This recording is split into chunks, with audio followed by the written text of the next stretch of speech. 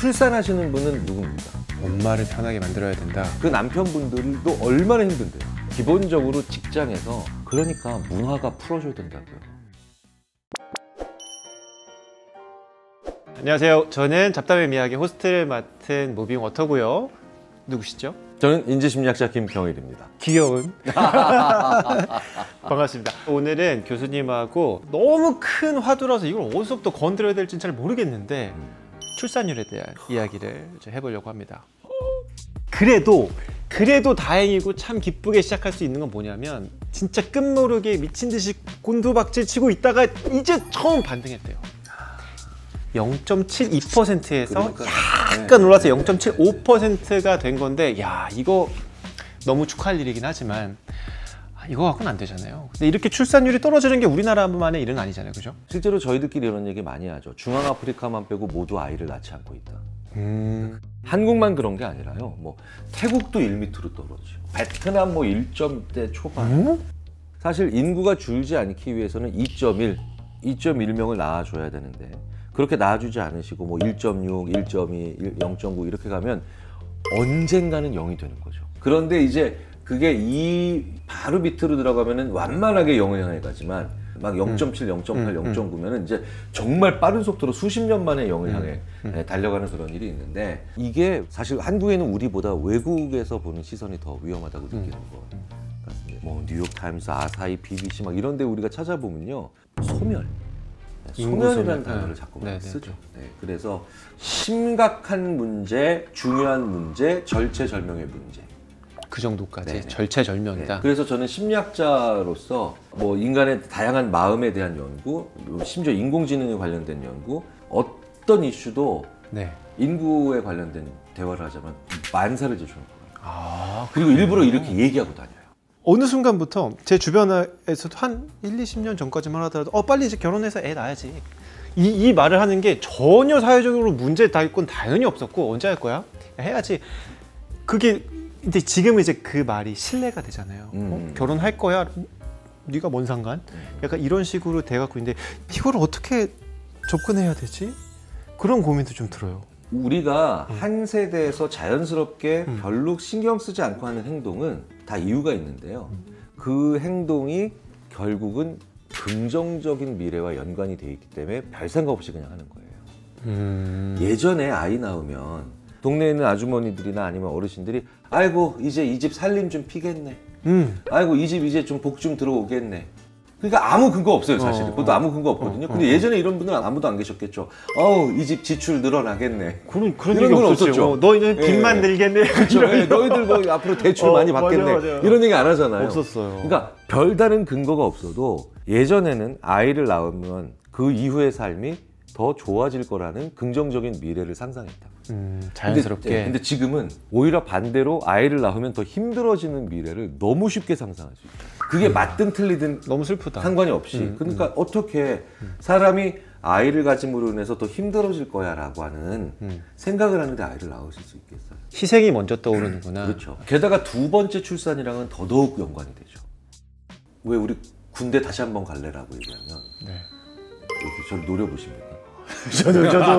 저도 2년 만기 전역을 한 입장으로서 순간적으로 사리를 느꼈어요. 이게 바로 뭐냐면 내가 해봤던 일이 또 힘들면 안 한다는 거예요. 그게 아무리 좋아진다. 그러니까 육아의 경험을 즐겁게 해줘야 돼요. 그렇죠. 그러니까 첫 번째 아이를 낳을 때 육아가 생각보다 해볼 수 있는 거구나라고 생각하실 수 있게 만들어줘야 되는데 이건 뭐 치를 떨면서 너무너무 힘들고 내 아이를 사랑하는 것과 별개의 문제예요. 그렇죠? 맞아요. 그러니까 이걸 너무 힘들게 만들어놨으니 두 번째 아이를 또 이어지지 않는 거죠. 맞아. 그러니까 그들이 어떤 아이를 낳기 위해서는 어떤 동기가 있어요. 뭔가를 하려면 하다못해 좀 학원을 다니려고 해도 동기가 필요한데 내 삶에서 정말 그 중요한 뭔가를 하기 위해서 그런 동기는 뭐 어떤 게 있을까요? 아무리 과학이 발달해도 아이를 출산하시는 분은 누굽니까? 엄마죠. 엄마를 편하게 못 만들면 안 돼요. 엄마를 편하게 만들어야 된다. 우리나라는 이제 소위 말하는 독박 육아라고 하죠. 너무 엄마가 아이에게 써야 되는 시간이 많아요. 우리는 여러 가지 변수를 집어넣고 종합적으로 생각해야 되는 문제들이 있고 오히려 종합적으로 생각하다가 보니까 가장 중요한 변수나 요인을 오히려 희석화시켜서 생각하는 경우가 있죠. 특히 이 거대한 문제, 여러 가지 복합적으로 생각해야 될 것만 같은 이 출산율에 대한 문제는 아무리 저희들이 연구하고 지표들과 결과들을 분석해봐도 엄마가 아이한테 온종일 묶여있는 구조에서는 그렇지. 절대로 두 번째 아이를 낳을 수가 없고요. 그리고 그걸 계속 지켜본 엄마가 될 수 있는 분들에게 첫 번째 아이를 낳으라고 할 수도 없습니다. 그렇지. 유럽에서 가장 성공적으로 아이를 잘 낳고 많이 낳아주고 있는 프랑스 같은 경우에 비해서 우리나라는 3배 가까이 엄마가 아이한테 시간을 써야 돼요. 그럼 아무것도 못하는 거예요. 엄마가 힘들구나. 네, 아무것도. 그러니까 이건 문화예요. 이 문화를 개선하지 못하면 어떤 조치도 결국은 들어가서 첫 번째로 시작하는 마중물이지 근본적으로 될 수는 없어요. 그래서 이게 되게 일리 있는 게 저가 애가 둘이에요. 근데 아내는 한 명을 갖고 싶어 했었어요. 저는 사실 내심 둘을 갖고 싶었죠. 근데 뭐 제가 어떻게 할 수 없잖아요. 그렇게 있다가 제가 이제 아이가 태어나서 육아휴직을 먼저 했거든요. 그래서 애를 이렇게 잘 보고 하니까 어느 날 아내가 저한테 오빠 둘째 갖자. 왜? 그러니까 오빠가 이렇게 좋은 아빠일 줄 몰랐어. 오, 그렇게 의도치는 하면서 않으셨지만. 의도치는 않았지만 그래갖고 결정권은 엄마한테 있다. 그렇죠. 그러니까 좋은 아빠인 줄 몰랐어라고 말씀하셨지만 여기에 더 중요한 숨은 뜻은 당신이 내 육아에 참여할 수 있다는 걸 난 알았어라고 생각을 해요. 맞아요. 이게 되게 가슴 아프면서도 우리가 좀 생각을 해봐야 되는 통계고, 남편이 직업을 가지고 있고 밖에서 일하고 여성이 집에서 아이를 돌봅니다. 네. 육아에 쓰는 시간, 가사에 쓰는 시간이 있죠. 근데 맞벌이 부부일 경우에 또 부인이 쓰는 시간이 있죠. 네. 거의 똑같아요. 진짜요? 그러니까 이게 무슨 얘기냐면 그만큼 아직도 굉장히 불균형스럽고 수평적이지 않다는 거예요. 저는 이런 통계 보잖아요. 너무 짜증나고 너무 화가 나요. 난 많이 하는데 니네들도 좀 더 많이 하면 안 돼? 그러니까 문화가 풀어줘야 된다고요. 문화가 아빠들을 덜 힘들게 하고, 맞아요. 그래서 그 문화가 아빠로 하여금 집에 들어와서 아이랑 같이 시간을 보낼 수 있고 육아를 분담해주게 만들어줘야 해야 돼요. 그 기업이 할 수 없어요. 특정한 한 기업이. 맞아요. 네. 그러니까 아빠도 자녀의 삶에서 충분히 역할을 해야만 아이가 보편적으로 이후에 어른이 돼서 또 요구할 수 있고요. 맞아. 수평적으로 일을 분담할 수 있게 돼요.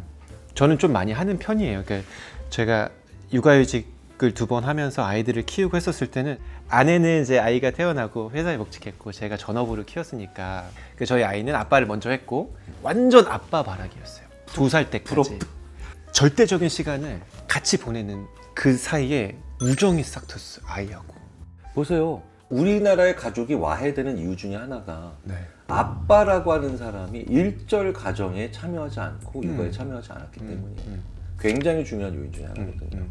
그렇기 때문에 단순히 아이들을 좀 더 많이 낳게 만든다라고 하는 기계적인 측면으로 생각하시면 안 되고, 우리가 아이를 낳아서 키우고 후속 세대, 자녀 세대와 계속 살아가면서 계속해서 가족이라고 하는 틀을 유지할 수 있고 계속해서 교감하고 그 다음에 소통할 수 있는 그걸 위해서라도 표현을 이렇게 하긴 싫어요. 아빠들이 정신 차리고 육아에 참여하셔야 됩니다. 이렇게 표현하기 싫고요. 우리나라의 문화가 아빠들도 육아에 참여할 수 있도록 자꾸 상황과 여건을 조성해 줘야 돼요. 개인적으로 보면 이런 나의 인식과 생각 그리고 문화 이런 것들이 많이 영향을 끼치겠지만 어쨌든 사회적으로도 갖춰야 될 그런 제도라든지 더 지원해 줄 건 더 지원해 주고 보완할 건 보완해 주고 하는 그런 것도 너무나 중요하겠죠. 그럼요. 네네. 네네. 그런 의미에서 각 지자체별로 혹은 국가에서 여러 가지 혜택들이 있잖아요. 서울시에도 좋은 그런 정책들이 있는데 뭔가 이런 제도들도 정부나 시에서 이런 제도가 있습니다. 그러면 사람들이 야 그거 한다고 애를 낳냐? 아유 씨. 라고 얘기는 하지만 그래도 좀 뭔가 도움이 되지 않을까요? 일단 이런 제도들의 가장 중요한 기능은요. 필요한 사람이 있을 때 외롭지 않게 만드는 거예요. 왜 우리가 집에서 살짝 뭐 어디 부딪혀서 피 좀 나는데 그때도 우리 밴드 하나 없으면 서운하고 섭섭한데 그 느낌 때문에 외로워지거든요. 이런 제도들이 문제를 다 해결하는 게 절대 아니죠. 하지만 이런 제도에 부합되는 분들이 계셨을 때 그분들이 이런 제도나 서비스를 이용하실 수 있다면 외롭지 않게 돼요. 제일 중요한 건 도시에 사는 사람들이 외롭기 시작하잖아요. 그러면 기본적으로 많은 것들이 무너지게 돼 있습니다. 그래서 이런 프로젝트나 아니면 이런 제도 같은 것들을 자꾸 많이 해봐야 돼요. 이 문제가 우리에게 가장 중요한 문제라고 하는 문화적 틀을 만들 거예요. 그러니까 문화라고 하는 건요, 제도랑 다른 게요. 제도는 만들어지면 사람들을 구속하고 따르게 하죠. 근데 문화는 어떨 때 문화라고 하냐면 문화가 나한테 영향을 미치지만 나도 문화에 영향을 미칠 수 있어요. 내가 이런 목소리를 내고 이런 것들이 필요하다고 얘기하면 어쨌든 관심이 있고 변화가 이루어질 수 있겠구나 라는 생태계를 만들려면 이런 프로젝트나 지원책들을 많이 해봐야 돼요. 그래야 안목이 생기고 철학이 생기고 그 다음에 직관이 생기거든요. 이게 결코 쉬운 일은 아닙니다. 하지만 우리나라가 언제 쉬운 일 한 적 있어요? 저 70년에 태어났을 때 한강에 다리 몇 개 없었어요. 신념과 믿음을 잃지 않은 상태에서 이런 노력들을 계속해 나가면 분명히 우리는 이 문제를 풀어나갈 겁니다. 제가 2018년도 초에 육아휴직을 했는데 육아휴직 했을 때 제가 100만 원인가를 받았어요. 3개월 동안인가? 그때 그래도 내가 이걸로 애기 분유값, 기저귀값은 할 수 있구나 라는 것들이 되게 좋았고, 아동수당 10만 원씩 나오는데 외부의 시선에서 보면 아예 10만 원이야, 10만 원 갖고 애를 낳냐 이렇게 얘기할 수 있는데 막상 받는 나는 너무 이게 도움이 되고 위로가 되는 거예요. 그런 식으로도 생각을 해볼 수가 있겠네. 낳기 전에 결심하는 걸 도와주는 뭔가가 있고요. 또 그래 낳자라고 해서 최종적으로 결심 이후에 또 필요한 게 있고요. 낳고 난 직후, 낳고 난 어느 정도의 시간, 그 다음에 또 두 번째 아이를 생각하는 이런 모든 것을 때 영향을 주고 긍정적인 힘을 줄 수 있는 요인들이 다 달라요. 우리가 그걸 아직 잘 몰라요. 왠지 아세요? 옛날엔 그냥 낳았거든요. 그러니까 그렇지. 빨리 인정을 해야죠. 이제 무작정 아이를 낳는다는 건 말도 안 된다는 걸 알고 있기 때문에 우리가 좀 더 정밀하고 지혜롭게 그때마다 들어가 봐야 되죠. 이걸 우리도 이제 알아가는, 우리 사회도 알아가는 그런 시점이니까 이런 지원책들이 절대로 냉소적으로 봐서는 안 돼요. 맞아요. 이걸 냉소적으로 보는 분들을 냉소적으로 봐야 돼요. 맞아요. 제가 사실 슬쩍 뉴스를 한번 봤더니 서울시의 월별 출생아 수와 월별 혼인 건수가 2024년 4월부터 2025년 3월까지 12개월 연속 증가했다고 합니다. 2025년 1분기 혼인 건수는 17.6%가 증가했고요. 2025년 1분기 합계 출산율은 2024년 1분기 0.6명보다 증가해서 0.65명이 되었습니다. 누가 잘한 거야? 분명한 건 정책적인 효과가 있을 것이며, 그리고 그만큼 위로를 받은 사람이, 공감을 받은 사람이 많아졌다라고 생각해도 되겠죠? 그럼요. 주변에 이제 아이가 있는 친구들 물어보면 후회했다는 사람은 본 적이 없어서, 저뿐만이 아니라 제가 보는 그 주변의 모든 사람들이 아이 때문에 되게 발전하고 성장하고 자기도 그렇게 하는 모습들을 많이 보는데, 그런 것들을 더 많이 알았으면 좋겠다는 생각이 들더라고요.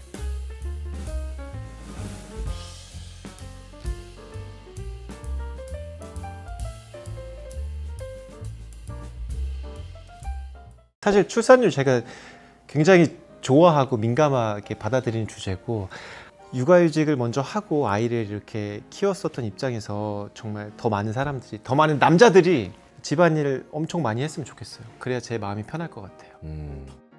좋은 남자 코스프레 한번 해봤습니다. 저기 제 아내에게 갑자기 영상 편지를 쓰신다고요? 오케이, 좋았어. 우리 좀 작은 데로 이사 가자. 그래야 내가 가사 일을 하는데 좀 더 편해질 것 같아요. 영상 편지를 마지막으로 잡담 이야기를 마치도록 하겠습니다. 고맙습니다, 교수님. 감사합니다. 네.